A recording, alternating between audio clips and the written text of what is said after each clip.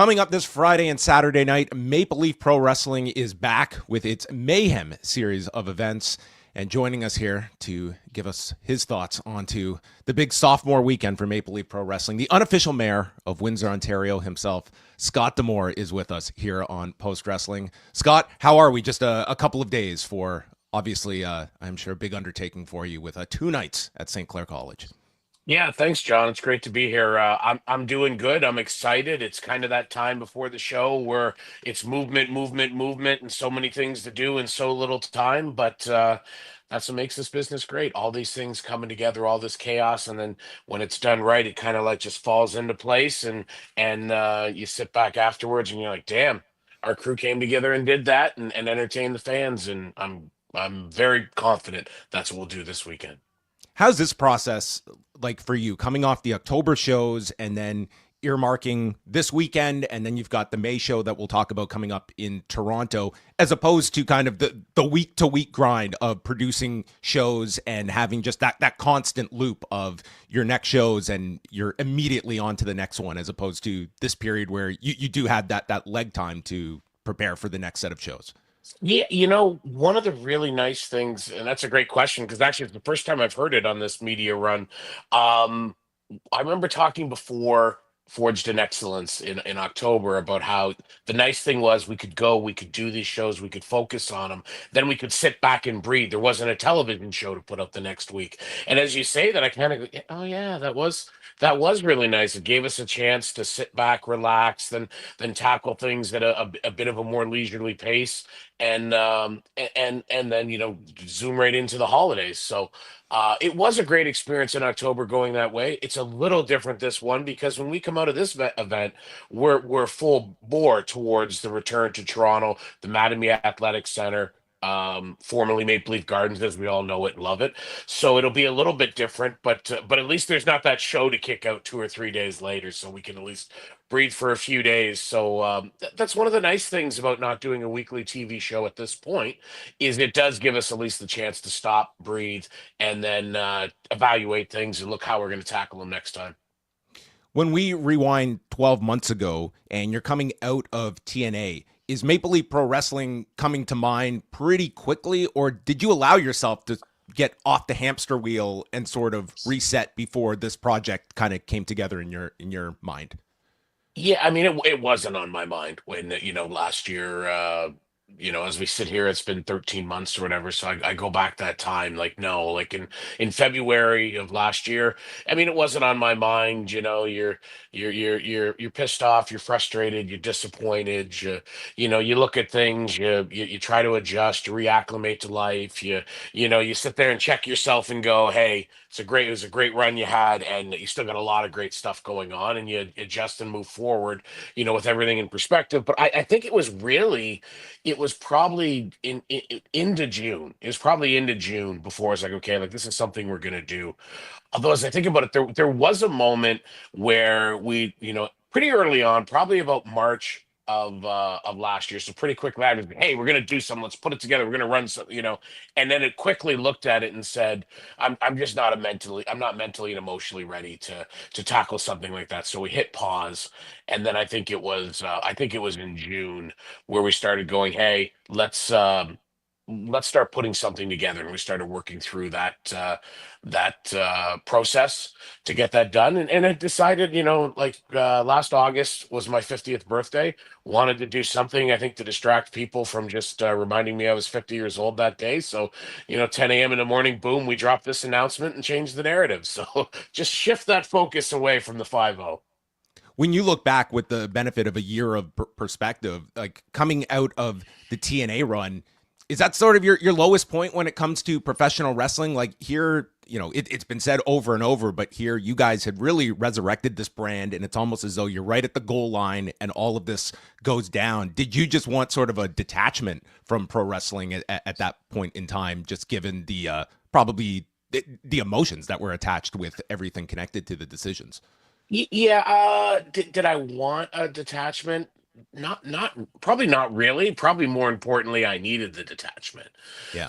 Because I mean, business is business, John. We've all been in a situation where we had to move on from what we were doing, right? Like it's and when it happens, like I think the last thing I wanted was that detachment, but it was probably what I needed the most. What I needed the most was my mother's birthday is February 15th, and every year it's like I'm so busy. She's winters in Florida usually. But usually I'm there. I promised her if she would winter in Florida, I would go see her every time. This is the first year in years she hasn't done it, but every year it's like I fly in the morning of the 15th or late the 14th, see her the 15th for 4 or 5 hours, and then I'm on a plane by first thing the next morning.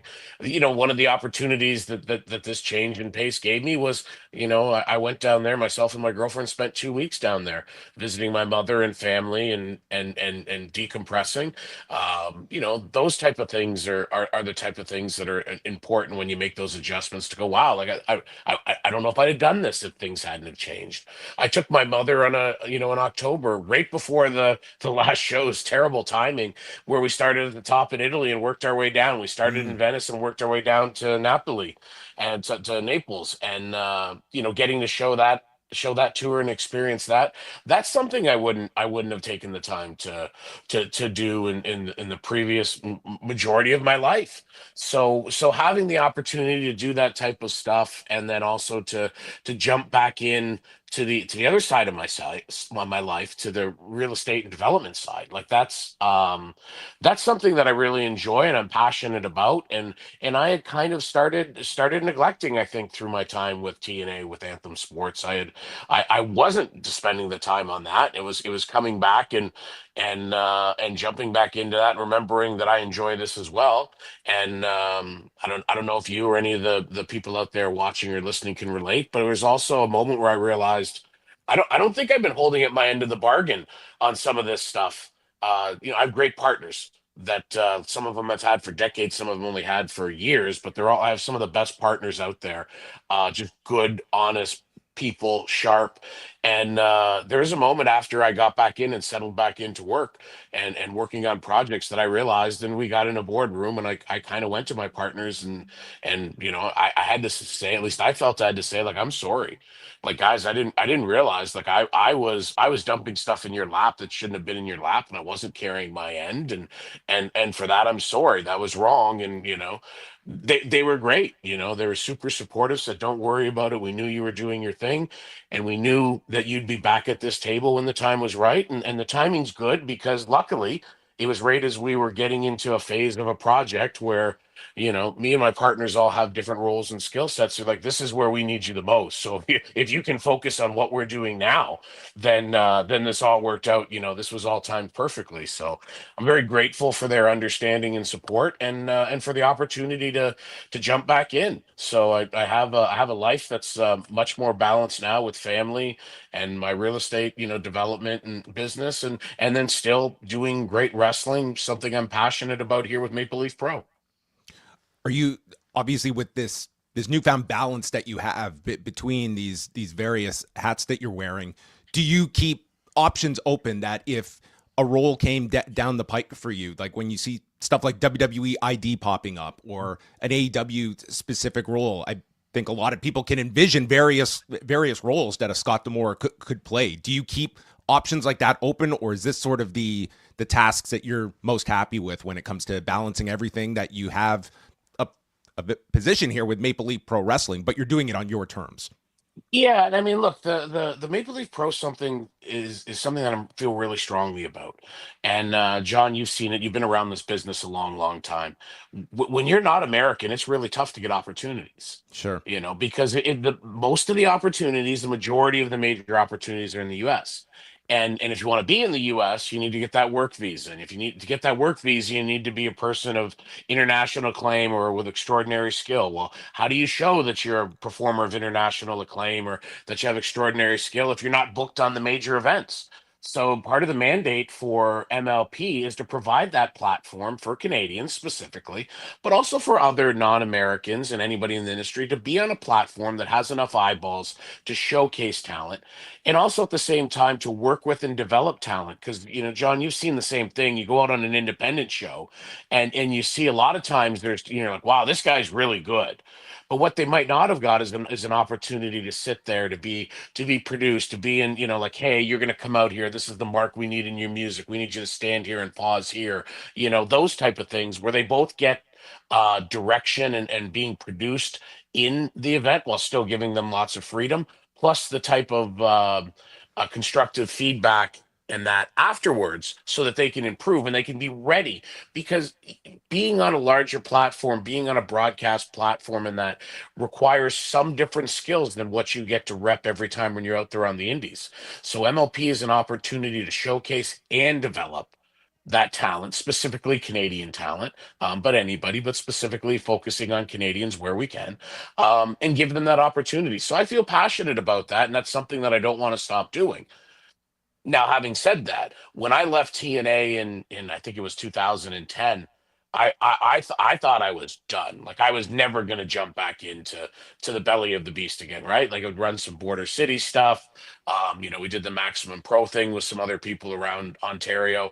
I helped Jeff Jarrett a little bit with Global Force. But I never saw myself getting back into the wrestling business, like jumping in both feet, and that's what happened. First in 2017, Jarrett kind of lured me in as a consultant, and then later that year, near the end of the year, I decided, okay, like I'm going to tackle this along with Don Callis, this restoration project on Impact Wrestling, at that time as it was called, and seeing if we could pump blood back in and revive the company, and I think we did that. I'm very proud of that. So if the right opportunity was out there that fit in my life, and it was something that would be valuable to the other party, then I'd certainly look at it. I'm not going to close off my mind to, hey, I'm not going to do anything outside of MLP ever again. But it's got to be the right fit. It's got to be something that I feel passionate and will be fulfilling. And it's got to be something that the other side is like, hey, like this is going to bring great value to us, and we'd really love to do this and tackle this with you. So the door's open. I'm not exactly going around and banging on doors. I'm cool if this is what the remainder of my wrestling part of my life looks like. I'm very happy with that. But you always answer the phone, as they say. You always listen, and if the right opportunity was there, we explore it. If it works, awesome. If it doesn't, no problem. Then we just stay friendly, and it's one of the cool things about wrestling now. Like you look at these shows, you look at these MLP Mayhem shows this weekend. You've got talent from Pro Wrestling No, you got talent from New Japan, you've got talent from AEW and Ring of Honor. You've got Jericho's Oceanic belt being defended from the Cruise. You've got WWE ID talent on it, a WWE ID match. Like there's people from all over that are part of this event, because the 2025 professional wrestling world in some ways is so much better than the one that I walked into 30 plus years ago, because of those open borders, because of that collaboration. And it happens on the larger scales, like you see it like with the WWE TNA relationship that we just started under the final days of my watch, and what they've grown it into. Credit to everybody there since I left. And even on this level, getting the ability, like, there's so much less of the political stuff. It's still there at times, and it's always going to be and has to be, but there's so much less of it. And the fact that you can have different wrestlers and different people play in a different sandbox and intermingle is super cool, and that's one of the things I love about modern wrestling. Do you sense like a shift, especially over the past decade, where you can relate to a lot of this talent because you were in those shoes, breaking in and coming up in the independent scene. The difference being that when you were wrestling, say, a Tatanka at Medieval Times in 1999, it wasn't being broadcast for everybody to see. And a lot of these talents, it's not that foreign, Scott, that there will be performers that we are going to see their very first matches broadcast, and everything is happening under that microscope right from the get-go. That is an added wrinkle when it comes to your development, that you're not just doing it in front of 100 people. Yeah, look, great reference with Tatanka. Like those shows at Medieval Times, back then. It's Super about nine. underrated venue, I thought, for pro Oh, wrestling. I mean, it was a great venue, and I mean, I know the first time that I wrestled in medieval times, I had just had knee surgery. I had just gotten cleared like a week before the show. I called, Stevie Ocean or Ricky Johnson. I think it might have been Stevie, and said, "Hey, I just wanted to test my knee out. Go out there." So, oh yeah, we'll have you come up here. We'll have you, go out there, have a little 6 minute match with somebody. Like, oh, it'll be great to have you. I get up there, RVD doesn't show up, and they're like, "Hey, you're in the main event with Sabu," and I'm like, "This was kind of about getting in the ring and seeing how my knee felt moving around. I don't know if I could wrestle Sabu tonight, but I got to, which was a great opportunity, and it sure tested my knee, and it turned out, knock on, like it turned out to be good, thank God. But those shows provided to me what was cool about that is I'd done the WWF and WCW stuff as an enhancement talent, right, as a job or whatever you want to say, but being in a featured role and coming out there and the music blaring. And I mean, geez, we almost shot my head off with the pyro because they forgot to tell me there was pyro on the post, and I was leaning over the post, and just as I backed up, the pyro went off the post because I was so green. If now I'd be like, "Hey, there's pyro on that post," I'm going nowhere near it. I didn't know that. So for years, that's why I always posed in the middle of the ropes instead of the post because I was traumatized. But that show gave me a chance to be under the lights and have that type of pressure, but it didn't have that broadcast component. And that broadcast component and wrestling for television or broadcast is so different than any other kind of wrestling. And even if you're at a great independent show, and there's a lot of great independents, and there's 1,000 people or there's 1,500 people, it can be big, great crowds at indies.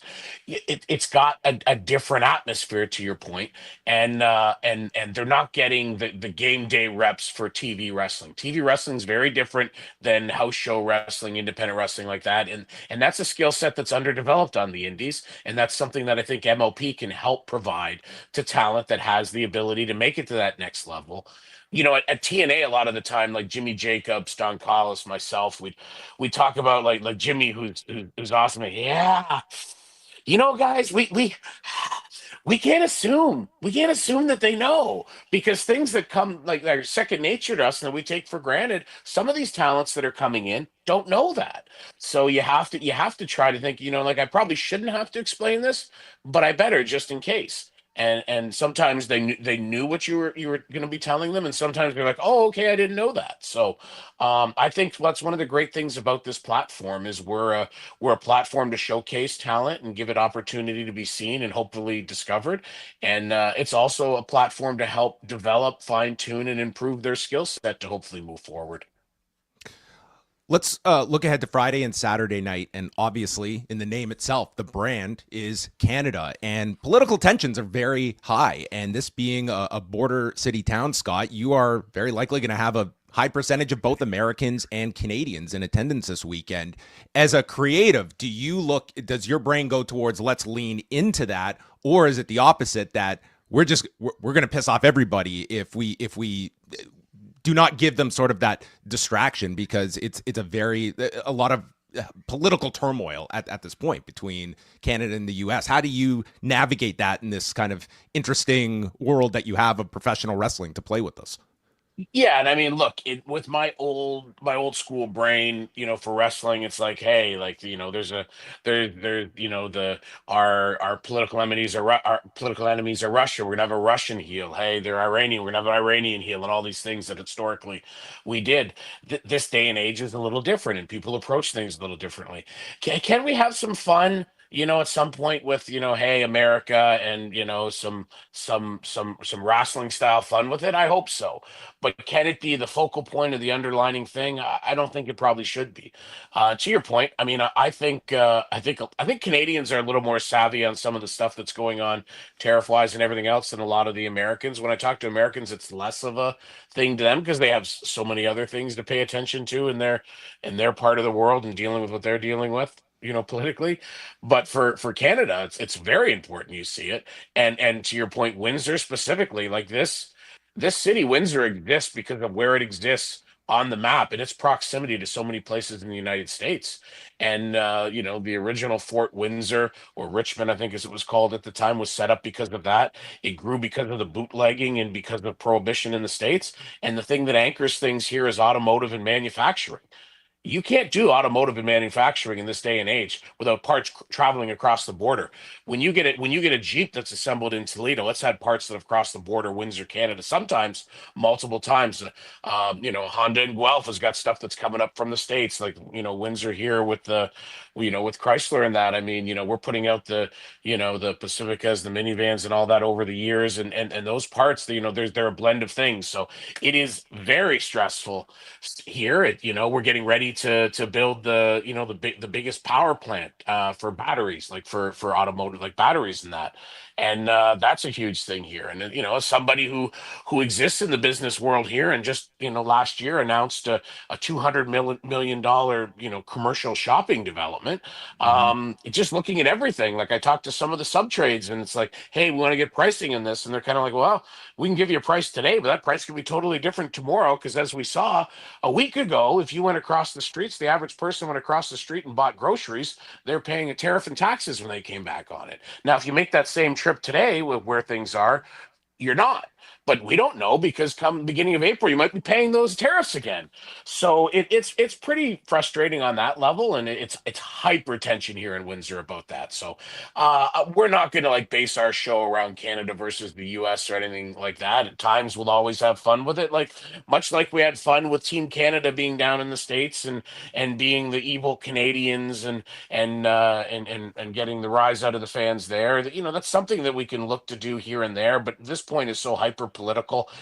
What we do when we do it best is we make moments and memories, and we want those memories to be good ones. And my fear would be, if we did like a big Canada versus U.S. type thing, it's going to rile people up too much. People, I think, when they watch wrestling, they want to come in, they want to enjoy, they want to forget about the stuff that they deal with in the other part of life. They want to leave their job at work. They want to leave any stress or drama they have in their personal life, and set it aside for a few hours, and just enjoy this genre, this type of entertainment that we all love, and let that stuff sit aside and just be immersed, suspend your disbelief and enjoy. And that's what we're going to look to do for people this Friday and Saturday. I just want to throw a few more questions at you, and then we'll get all the information out for this weekend. Going back to the first set of shows in October, you had shared this before, that as those shows were taking place, you were technically still under a no compete clause with TNA at the time, who were running a week later in Detroit with Bound for Glory. You produced these shows featuring TNA talent. Scott, how did you pull this off? It seems like that would be the perfect reason to enforce a no compete, and you were able to negotiate this with Anthem at the time. How did you pull that one off? Yeah, I mean, look, I think there's a few things. I mean, one, we're in a jurisdiction, Ontario, which does not look kindly on no compete clauses. Two, one of the things about my departure from Anthem, which wasn't pretty at all times, was that we stayed professional about it. Like, I'm not sitting here wishing ill on anybody there, and I don't think anybody there is on me. We had conversations. There was certainly the talk of, well, we're going to be in the market, right after you are. And it's like, okay, well, I mean, I'll let you know, Windsor and Detroit are very different markets. If we were having this conversation in 1999, then, 35+% of our audience was Americans. But after 9/11, and with a lot of the more recent changes, less and less come across the border. So it's not the same mix it was. Detroit and Windsor are different markets. And I pointed out to them and provided examples where for many years, John, we used to run Windsor on Friday nights in Taylor, Michigan, which is the Detroit suburb, on Mhm. Saturday nights, because we felt very strongly that the only ones that were crossovers in the market were the hardcore wrestling fans that were probably going to attend both. So, we talked about that. We worked it out. We actually ended up settling my no compete before the shows. We kind of agreed to terms and everything else, and moved forward. Had the events, they went well. We promoted Bound for Glory, both in the building and on the broadcast, and I think it's a testament to. You don't have to be arm in arm and with everybody all the time and always be on the exact same page. But if everybody stays professional and rational, then you can work out details, because at the end of the day, if if wrestling promotions are fighting, or if something like if somebody like me is fighting with a company and everything else, and it gets to the point where, well, it stops talent from appearing here, which happens sometimes and has to, or this can't happen or that can't happen. All we're doing is putting restrictions on wrestling. All we're doing is taking things away from the fans. We're not helping ourselves. We're taking things away from the fans. So I'm very glad that we were able to work it out and get it to work for all sides. And at the end of the day, our building was sold out for 2 nights, and we had two great pay-per-view nights. The end of the day, 2 weeks later, they were in Detroit, 15 minutes away from here, and they had a hell of a crowd at Bound for Glory, and had their event there. And by all accounts, it seemed to have went well. So I mean, it world didn't come crumbling at its core because wrestlers appeared on the same event in Windsor as they did in Detroit. And hats off to everybody involved for seeing that and making it happen. Overthinking has probably killed a lot of things in professional wrestling. For sure. I'm sure you can attest to, Scott, and I think the results did speak for themselves. Over the last couple of months, Tessa Blanchard has come back to TNA Wrestling. Over the last number of years, was there a kicking of the tires when it came to Tessa, who is somebody that obviously, like, you can talk about just superstar appeal, has this great aura, while at the same time, there's this giant elephant in the room with Tessa and the chants that come out on television. I'm just curious, like, what the debate was with Tessa over these last number of years, who is very synonymous with TNA. Yeah, I mean, look, Tessa was a big part of a certain period in TNA, and we did some things there that I think were uh, were unprecedented. Some people loved it, some people certainly did not, but proud of what we did there with that. It didn't end great, and that's unfortunate. But as we said, business is business. Both sides moved on. We never got too far down the road on any discussions. I mean, I don't think I'm speaking at a school to say Tessa and I connected, and we had a conversation. We had the conversation that her and I needed to have, not TNA wrestling and the talent, but Tessa as a human being and me as a human being. We had that conversation. I don't know. I guess it was, certainly more than a year ago, maybe two. Had that conversation, chatted, and kind of had it like, hey, this is where I was. This is what I was thinking. We had a conversation. We left that conversation with saying what we felt we needed to say to each other. And I think that letting go of grudges and not carrying that around is a healthy thing in life. What's the saying? Hating somebody is, or carrying around hatred is like being mad at somebody else and punishing yourself. Yeah. That's really, I think that's what it is. So like I was happy to have a conversation with Tessa, because I walked away feeling a bit of a lift off my shoulders. It's just like, there was a period in time when Jeff Jarrett and myself didn't chat, where when he had left Impact and everything else and went through his stuff.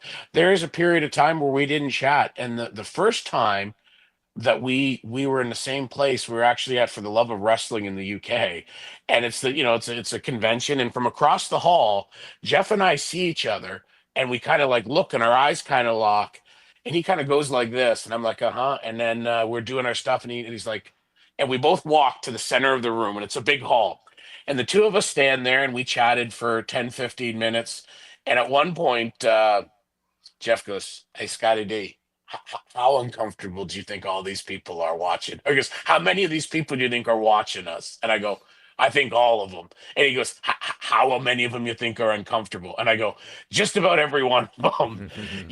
But we got together, we sat there, we chatted, Jeff and I, reconnected, because we had chatted on the phone, and that, because we had dealt with each other through like his litigation and stuff a little bit, and his litigation with the company, not with me. And it was nice. And on that floor in the UK, we got to shake hands, we got to hug, and we got to say, hey, like, there's things we didn't agree on, there's things that maybe I'm not happy about with you, or you happy about with me, but that doesn't matter. We're human beings, and we move on. So that's a great feeling. And hell, I just talked to Double J the the other day. So I'm really glad that we reconnected, because that's stayed a bond now for years again. Specific to Tessa, like it came up. It's always going to come up because Tessa's a good talent. It's not something that ever came together, but it came up. Like I wasn't blind. So when I was like, oh, there's Tessa, it's like, okay, because I know there was different camps. There was camps that were like, yes, give her an opportunity. There was camps that were like, well, I don't know if we want to do that. And because wrestling fans are going to express their opinion, and they certainly have at times. And Yep. you can say whether that's right or wrong. You can agree with how fans choose to express their pleasure or displeasure. But the great thing is that's their rights, right? As long as they're not being lewd, as long as they're not being hurtful or harmful to somebody, they get to express their opinion. You hope that they do it with a little bit of decorum. And I haven't, I don't watch the product regularly, but obviously I see the stuff, and there's some of the stuff that I kind of went, ooh, like that's I don't know if I've ever seen that at a wrestling show. So no ill will from me for Tessa. I hope Tessa's grown as a person. I hope we all grow as people. If you're the same person now, like if I'm the same person now that I was 13 months ago when I left TNA, I'm failing as a human being. If I'm the same person now that I was 8 years ago when I came back to TNA Impact Wrestling, joined Anthem, well, then I'm really failing as a human being, because we should all grow and evolve. And the wrestling world's going to decide what opportunities and chances Tessa gets. And I hope that she's in a better place in life, and makes the right decisions, and goes on and lives a healthy, productive life in or outside of wrestling. Scott, you've been very generous with your time. Friday and Saturday night, 8 Eastern on Triller TV. You can catch Maple Leaf Pro Wrestling's Mayhem cards, which will be called by Mauro Ranallo and Don Callis on both nights. And as Scott had mentioned, we have WWE ID talent on the show. We have talent including Billy Gunn, Mike Rollins, El Reverso, and Bhupinder Gujjar taking on Rohan Raju, Rohit Raju, Johnny Singh, and Raj Singh. The start of the women's tournament quarterfinals on the first night. And, of course, Bishop Dyer, the former Baron Corbin, also part of the shows. And the cards back in October got very positive reviews, and I think a lot of people very excited for the follow-up. And then the Mattamy Athletic Center on May the 11th coming up. Yeah, no, we're super excited. I think this weekend is going to be two great nights of wrestling action. You've got the NWA World's Championship being defended. You have the tournament starting, the first two rounds of a tournament to crown the first ever in Maple Leaf history women's Canadian heavyweight champion, which is Canadian champion, which is so overdue, and it's exciting to be part of that. We'll crown the first champion in Toronto in May at the Mattamy Athletic Center, formerly Maple Leaf Gardens, still Maple Leaf Gardens in our hearts. So we're excited. Two great nights of wrestling action. There's a few tickets still available. I presume that they'll be announcing a sellout sometime, probably, today, tomorrow, from what I see from the tickets accounts that I get. So if you're interested in coming and watching it live, grab your tickets, come be part of it. If you can't, Triller TV, either you can log on to the internet to trillertv.com, I believe it is, or they've got a great app, Triller TV, a great phone app and an app for your TV. It's so simple. I can use it. You can get the pay-per-view. You can buy one night or the other if you choose, or it's bundled together, $30 for 2 nights of wrestling action. And I guarantee you that we'll deliver on that. You invest your time, you invest your money, you sit down, you dedicate it to watching, Maple Leaf Pro. And when we're gonna work our damn butts off to put on 2 great shows and make sure that we give you your money's worth and more. No one better than Scott D'Amore to usher in the Carney era of Canadian professional wrestling this coming weekend. We thank you so much, Scott, for the time. All the best coming up this weekend. We will have coverage on the site this weekend up at postwrestling.com for both of those nights, which again, you can catch on Triller TV. Thanks so much, Scott. Thanks, John. Appreciate it.